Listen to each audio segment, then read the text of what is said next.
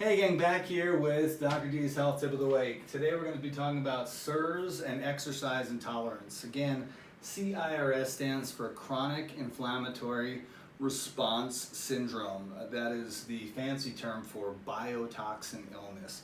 Bio equals nature and toxin equals toxin. So we're not talking about evil companies dumping mercury into clean rivers. We're talking about actual nature toxins. And the 5 documented nature toxins per Dr. Shoemaker's work is water damaged buildings or indoor water damage creating microbial growth, which is mainly mold, but other bacteria and actinomyces growing in that home. Lyme tick toxin. Certain ticks do have Lyme and they inject a toxin that triggers chronic inflammation in your body. Brown recluse spider venom can do that as well. And also cyanobacteria or blue-green algae blooms. Lake Tahoe's had watershed cyanobacteria issues, all 5 of the Great Lakes. It's going to be a really problem in certain watershed areas. And then of course seafood toxin. In the Chesapeake Bay, Dr. Shoemaker discovered Listeria was creating a lot of sick fish and subsequently sick humans when you had the wrong gene. If you're at a clam bake and you get the diarrhea, everyone says, oh, you got the bad clam. That's a bunch of hooey. You got the bad genes. So all the clams in that bucket had Listeria in them, but you have the wrong immune response genetics to deal with that seafood toxin and clear it from your body. So it triggers those genes to keep spitting out chronic inflammation. So with those chronic inflammatory response syndrome triggers, those biotoxins, a lot of our patients not only have multi-system, multi-symptom illness, they have brain fog, depression, they can have skin issues, reproductive issues, they can have workout exercise intolerance as well. They used to be able to do a CrossFit class, they used to be able to be a marathon runner, they used to be able to play a full hard game of soccer, and now they can't even walk to the mailbox without getting lactic acid buildup and really sore and achy. If they do risk it like a biscuit going on a big workout, then all of a sudden they're on the couch for 3 days and they were saying, that's great that I got a little exercise high, but I have to pay with it for 3 days of soreness and exhaustion and fatigue because of this pathway. So the reason you get exercise intolerant in the CIRS, especially those mold and Lyme patients know this well, is because of capillary hypoperfusion. So in a normal artery, our medical assistant will put the finger clips on you looking for your pulse oxygen or how much O2 is floating around in your arteries, and that's called pulse ox, and we want to see it in the high 90s. In a healthy person, you're used to seeing it around 98%. So everyone thinks you're hunky-dory, my lungs are taking in enough oxygen and I have enough in the artery. Capillary hypoperfusion is where the artery turns into a paper-thin capillary, and that is where we're supposed to get oxygen perfusion or pressure from the capillary into the mitochondria. When we get pressure into the mitochondria, we make 38 ATP per glucose log burn. You're burning glucose in the presence of oxygen, aerobic respiration.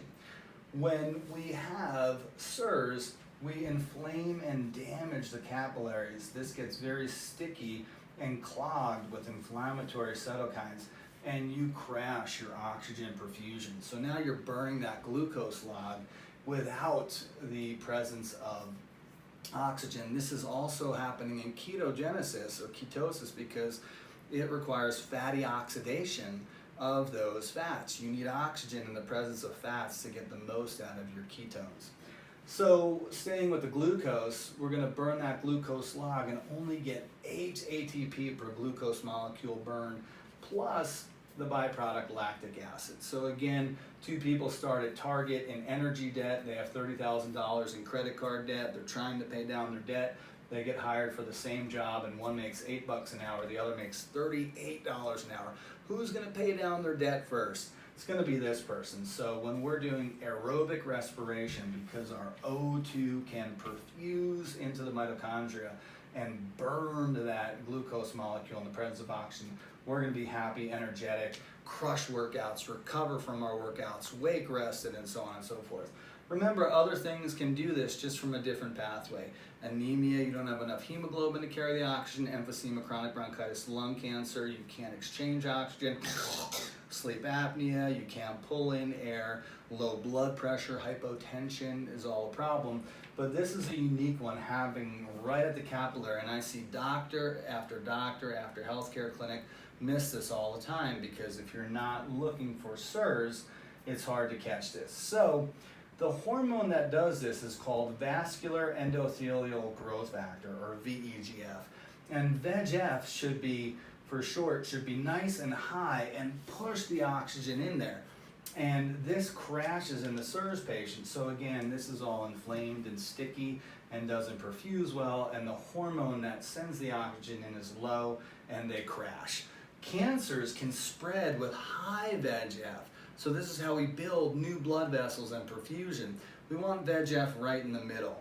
Our famous bike industry, the Tour de France, was busted for using EPO. We know Lance was the king of oxygen doping, but so were the other top 18 athletes, all had EPO in their system. But we know EPO increases not only bone marrow production of red blood cells, but enhances VEGF production, which enhances oxygenation in your cells, so you keep making 38 ATP per unit of glucose burn, and you ride and you ride and you ride, and you're not going to get into bonking, or what we call lactic threshold, where your work rate is so intense that you no longer are burning glucose in the presence of oxygen. That's a normal thing to happen in a hardcore CrossFit workout, but when you're just riding a bike or walking, you should not be building up lactic acid unless you really point it uphill.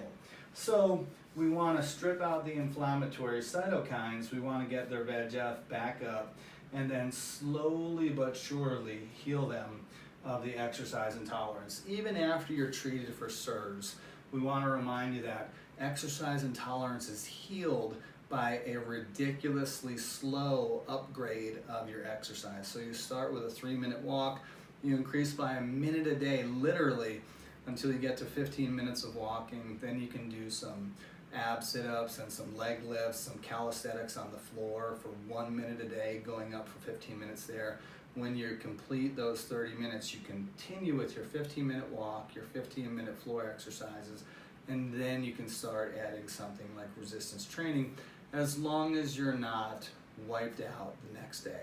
So pay attention to your body, clear the underlying causes, as always at Roots and Branches, treat the CIRS, remove the inflammation, reestablish VEGF, and then gradually be patient with your body as you ramp back into the joy of movement, getting those endorphins and recovering in a healthy, safe way. We'll see you next week on Dr. D's Tip of the Week.